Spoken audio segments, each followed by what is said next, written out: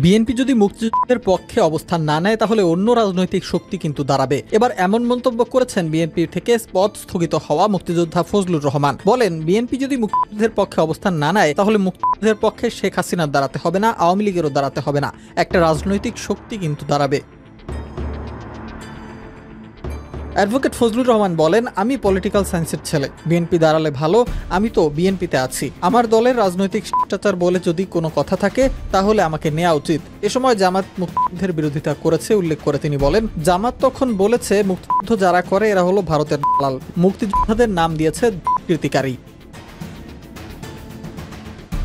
এ সময় জামায়াতে ইসলামী ও এর নেতাদের ৭১-এর ভূমিকা প্রসঙ্গে ফজলুর রহমান আরও বলেন, টিক্কা খান যখন ২৫শে মার্চ রাত থেকে ২৮ মার্চ ৩ দিনে ৫ লক্ষ লোক মেরে ফেলল, শুধু ৯০,০০০ লোক সেই বুড়িগঙ্গা নদী থেকে ধরে কেরানীগঞ্জ নবাবগঞ্জ পর্যন্ত, তখন টিক্কা খানের সঙ্গে প্রথম যে দেখা করে পায়ে ধরে সালাম করেছিল তার নাম গোলাম আজম। ছবি দেখেন ইতিহাসে। গোলাম আজম গিয়ে টিক্কা খানকে বলল, হুজুর আপনার সঙ্গে আমি আছি।